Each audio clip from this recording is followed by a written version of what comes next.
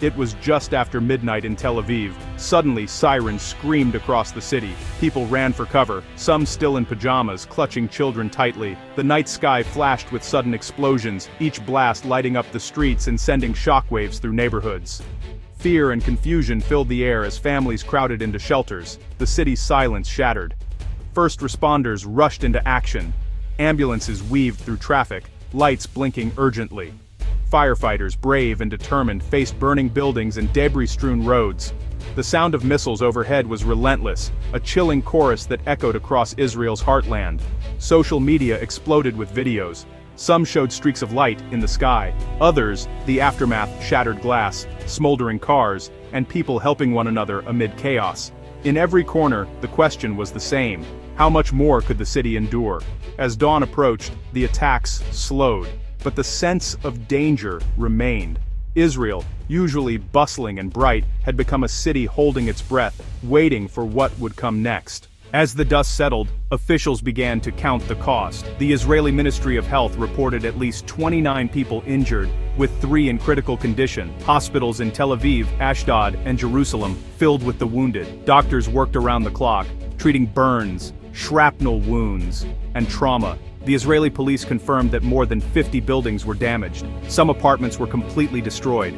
Cars sat in crumpled heaps, their alarms wailing uselessly. Streets that once smelled of fresh bread and coffee now reeked of smoke and fear. Israel's Prime Minister Benjamin Netanyahu called the missile wave an unprecedented act of aggression. He promised a firm response. Meanwhile, families searched for missing loved ones, desperate for news. The Israeli Defense Forces released figures. Over 120 missiles and drones had targeted Israel in just 2 hours. The numbers were shocking, but so was the scale of destruction. Cleanup teams began their work at sunrise, but the emotional scars, fear, anger, uncertainty, would last much longer. Iran's Revolutionary Guard soon claimed responsibility for the attack. In a televised statement, they called it Operation True Promise. The Iranian military said it had launched more than 170 ballistic missiles and 100 drones at Israeli targets. Their goal: to punish Israel for its actions in the region. The Guard claimed many missiles had bypassed Israel's famous Iron Dome defenses.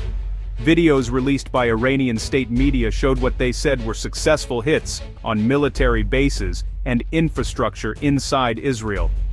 Whether all their claims were true was still unclear, but the shock was real.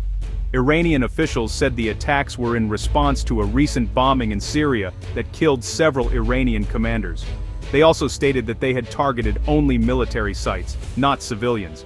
However, damage in residential neighborhoods told a different story. The world watched as Iranian drones and missiles filled the skies over Israel. Israel's military said it had intercepted most of the projectiles, but some had indeed gotten through. The message from Tehran was clear. Iran could strike at the heart of Israel, and it was willing to do so. Within hours, leaders from both countries made public statements. Iran's supreme leader, Ayatollah Ali Khamenei, praised the attack. He called it a necessary lesson for Israel. Iran's foreign ministry warned that any further aggression will be met with even greater force. Israeli Prime Minister Netanyahu appeared on national television. His face was stern, his voice steady. Israel will defend itself by any means necessary. We will not tolerate attacks on our people or our sovereignty. He called on allies for support and thanked the United States for its ironclad backing. The Israeli Defense Forces also released a statement. They said, "Our response will be swift and decisive. No threat against Israel will go unanswered." Meanwhile, Iran's Revolutionary Guard gave interviews to state media, declaring that the time of Israeli impunity is over. Both nations doubled down. There was no talk of peace, only warnings and promises of more action. The world worried. Had the region crossed a line that could not be uncrossed? This attack marked a turning point in the long conflict between Israel and Iran. Experts said it was the largest missile barrage ever launched directly from Iran to Israel. Previously, Iran had used proxies, militant groups in Lebanon, Syria, and Gaza, to fight Israel. Now, for the first time, Iranian forces struck Israel openly. Israel's famed Iron Dome system struggled under the sheer number of missiles and drones. While many were shot down, some slipped through. Military analysts said Iran had used new tactics, sending waves of drones to distract the defenses before firing the main missile barrage. The Israeli military scrambled jets and activated all its missile defense networks. U.S. forces in the region also responded, shooting down several drones headed for Israel. Reports emerged of Israeli airstrikes on Iranian positions in Syria in return. The escalation was clear. Both sides now faced a new reality, a direct, high-tech missile war with no easy exit. As military leaders met behind closed doors, the world feared the next move. The human cost of the attacks was soon clear. In Tel Aviv, a school was destroyed by a missile, but, it was luckily empty at the time. In other cities, families were trapped under rubble until rescue teams arrived. Hospitals filled quickly, and some were even running low on supplies. Children were among the injured. Many suffered from shock and trauma, not just physical wounds. Aid groups set up crisis centers, offering food and shelter for those who lost their homes. In some neighborhoods, power and water were cut off for hours. Humanitarian groups warned of a looming crisis. "These attacks have put thousands at risk," said a spokesperson for the Red Crescent.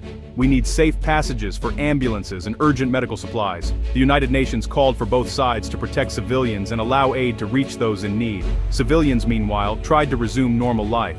But with schools closed, shops shuttered, and streets unsafe, fear and uncertainty hung over everyone. The attacks had left deep scars, physical, emotional, and psychological. Journalists covering the attacks faced great danger. Several were injured by flying debris while reporting from the streets. One international news crew narrowly escaped when a missile hit nearby. Reporters struggled to get the story out while dodging explosions and blocked roads. The international community raised concerns about violations of war laws. The United Nations reminded both Iran and Israel of their obligations to protect civilians and journalists. "Targeting or endangering the press is unacceptable," said the UN Secretary General. Legal experts also noted the risk of war crimes. Strikes on hospitals, schools, or media offices are forbidden under international law. Both sides accused each other of crossing the line, but, honestly, investigations would take time. As images of destruction spread worldwide, pressure grew for accountability.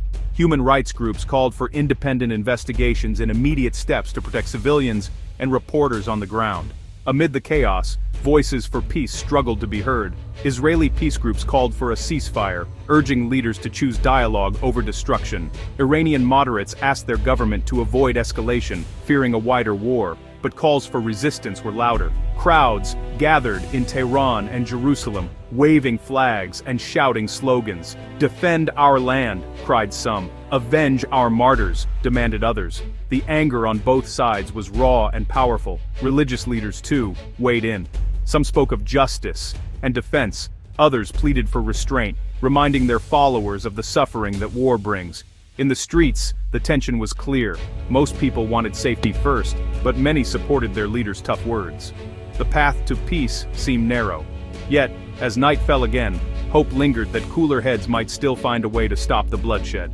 The world's response was swift and anxious. The United States condemned Iran's attack and pledged full support for Israel. European leaders urged both sides to de-escalate, warning that the conflict could quickly spiral out of control. Russia and China called for restraint but blamed Western policies for fueling tensions. The United Nations Security Council called an emergency meeting. UN officials demanded an immediate ceasefire and open discussions on possible sanctions. Aid organizations rushed to help, but access remained difficult in the chaos. Experts warned, if either side launched another major attack, the region could be drawn into a much larger war. Oil prices jumped, airlines canceled flights to the region. Everyday people in Israel, Iran, and beyond wondered what tomorrow would bring. Now more than ever, leaders faced a choice: continue down the path of war or seek a diplomatic solution. The world watched and waited, hoping for peace, but honestly, fearing the worst.